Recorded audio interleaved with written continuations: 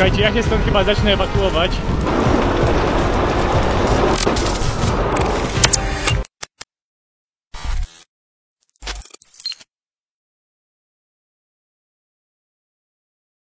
Witam Was serdecznie. Dzisiejszy film dotyczy wydarzeń z listopada 2019 roku, kiedy to właśnie tutaj, w miejscu gdzie stoję, szalał ogromny pożar nazwany Barham Fire, nazwą pobliskiej ulicy, przy której się zaczął. W sobotę rano 9 listopada siedziałem u mojego znajomego w mieszkaniu w okolicy naszej szkoły, mniej więcej tam. Nagle moja znajoma, która mieszka w miejscowości Glendale, która jest mniej więcej tam właśnie na horyzoncie, wysłała mi to zdjęcie, pytając, czy wiem, że mam ogromny pożar pod nosem. Zbliżyłem się do pożaru tak blisko, na ile było to bezpieczne, i zacząłem nagrywanie. A oto materiał, który nagrałem.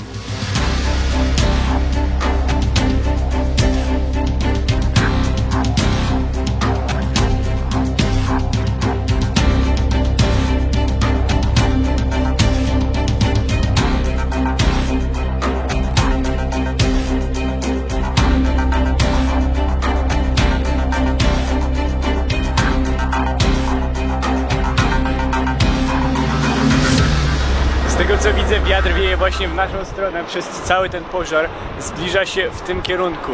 A co jest właśnie w tym najgorszego, to że dokładnie po drugiej stronie to wszystko to jest Warner Brothers Studios. Ogromne studia filmowe, które stoją dosłownie 100 metrów od tego wielkiego pożaru.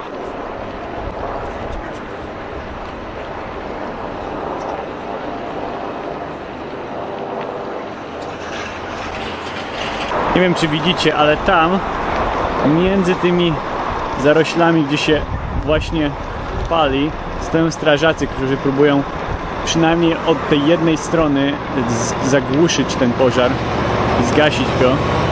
Właśnie od tamtej strony jest wielkie osiedle mieszkalne Toluca Hills, w którym zresztą mieszka większość aktorów z naszej szkoły oraz kilka moich znajomych.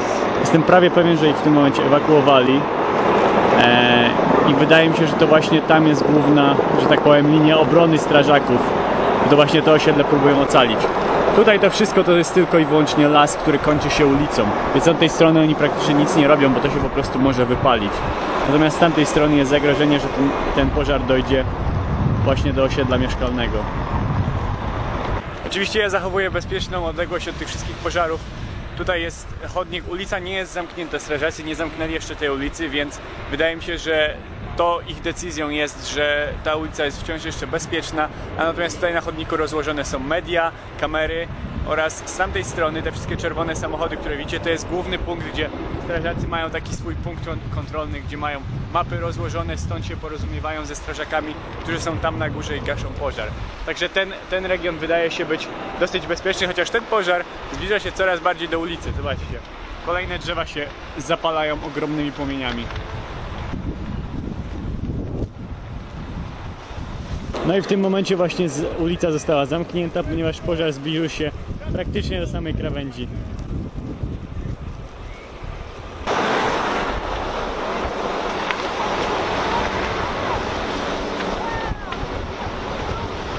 No i tak właśnie wygląda całe palące się drzewo, a stąd czuję gorąc.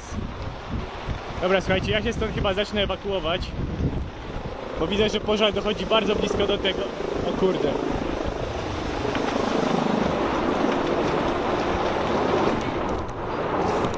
Widzę, że kamery też się ewakuują.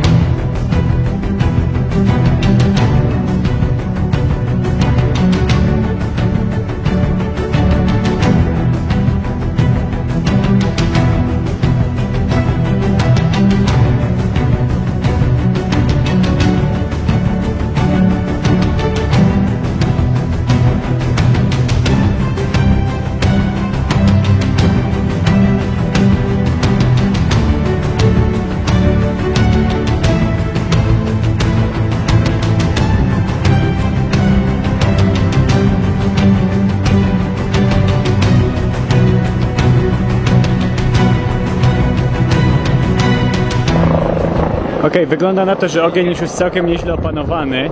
ale ja pokażę wam, jak blisko było, żeby całe Warner Brothers spłonęło. Otóż tamte drzewa przed chwilą trochę się paliły, ale udało się strażakom to ugasić. Ale gdyby ten ogień zapruszył się chociaż trochę na te drzewa, gdyby po prostu jakaś iskra przeskoczyła przez ten kanał i rozpruszyła się na te drzewa, to wszystko to jest Warner Brothers. Tu jest pełno drewna i pełno drewnianych rekwizytów, a natomiast tutaj, ten dach, który widzicie, to jest stacja benzynowa Warner Brothers. Tutaj tankują wszystkie samochody, które są na posesji Warner Brothers. Gdyby ogień doszedł tutaj, wszystko by po prostu wybuchło i całe Warner Brothers prawdopodobnie by spłonęło. Tak blisko było do katastrofy.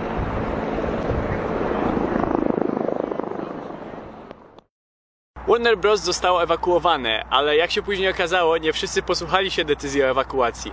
Na przykład Clint Eastwood, który tego dnia był w Warner Brothers, pracując z montażystami przy ostatnich obróbkach dźwiękowych jego nowego filmu Richard Jewell, który zresztą ostatnio wyszedł, powiedział, że ma zbyt dużo roboty do skończenia i nie ma czasu na ewakuację. W tych studiach w postprodukcji był wtedy też film Joker, więc wyobraźcie sobie, że gdyby ten ogień dotarł do Warner Bros., może wcale te filmy nie zostałyby ukończone. Nie mówiąc już o przyszłych odcinkach seriali takich jak Lucifer, Shameless, Westworld oraz słynnym programie Ellen Show, który nagrywany jest dokładnie w tym budynku tutaj, o. Ellen tam siedzi. Na szczęście kalifornijscy strażacy mają już ogromne doświadczenie w walce z tego typu pożarami i opanowali ten pożar dosłownie w ciągu kilku godzin. W akcji wzięło udział 236 strażaków oraz 5 helikopterów strażackich i 2 samoloty zrzucające wodę. Niesamowite liczby pojawiają się, kiedy zaczynamy mówić o cenie takiej operacji. Helikopter strażacki kosztuje ponad $6300 za każdą godzinę lotu. Tutaj mieliśmy 5 helikopterów, które krążyły nad pożarem przez dobre 5-6 godzin bez przerwy, zrzucając wodę.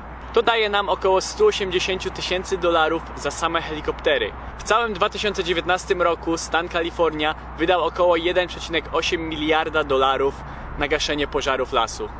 Ten pożar pochłonął około 32 hektary lasu.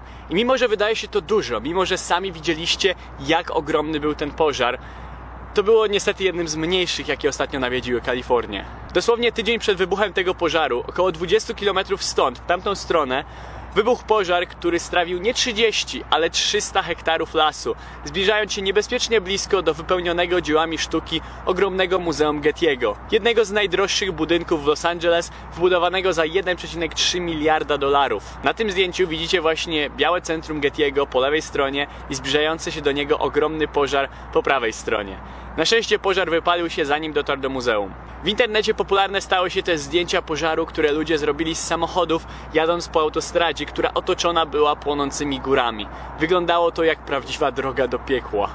Myślicie, że to już wygląda jak koniec świata? A więc pozwólcie, że was uświadomię, że dokładnie dzień po tym, jak Getty Fire został ugaszony, w północnej Kalifornii miał miejsce pożar o nazwie Kincade Fire, który pochłonął nie 30, nie 300, ale 30 000 hektarów lasu i widoczny był nawet z kosmosu.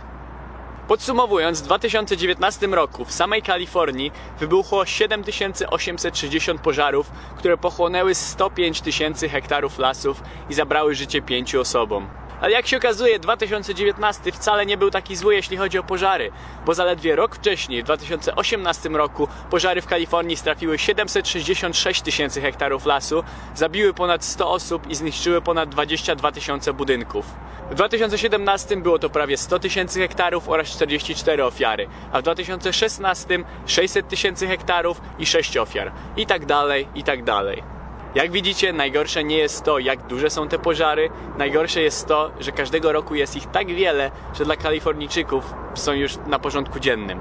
Tak jak na równiku co roku przychodzi pora deszczowa, tak samo tutaj w Kalifornii co roku przychodzi sezon pożarów. Ale wcale nie znaczy to, że wszystkie te pożary wybuchają z przyczyn naturalnych. Większość z nich jest niestety zapruszanych przez ludzi. Czy to rzuconym na ziemię papierosem, czy kempingowym ogniskiem, czy też zepsutą linią energetyczną. Jedyną pozytywną rzeczą, którą chcę zakończyć ten filmik, jest to, że natura tak łatwo się ludziom nie daje. I nawet po najgorszym pożarze, jak sami widzicie, wszystko powoli się regeneruje i zaczyna rosnąć od nowa. I 3 miesiące po katastrofie nasza góra znowu jest zielona.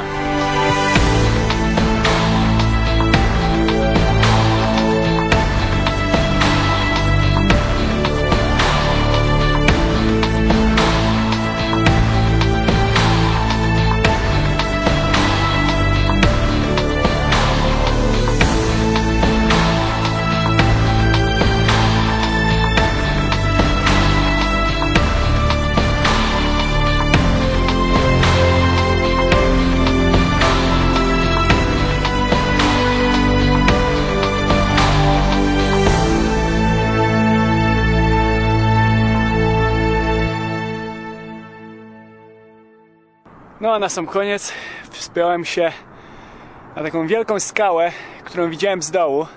Z dołu wyglądała mniej więcej tak i wyglądała strasznie zachęcająco. Stwierdziłem, kurde, ale będzie super usiąść sobie na tej skale. Było trochę wspinaczki po takich pionowych skałach jak tamte. Trochę przedzierania się przez te krzaki za mną. Ale to trochę było warto. Zobaczcie na ten widoczek przede mną.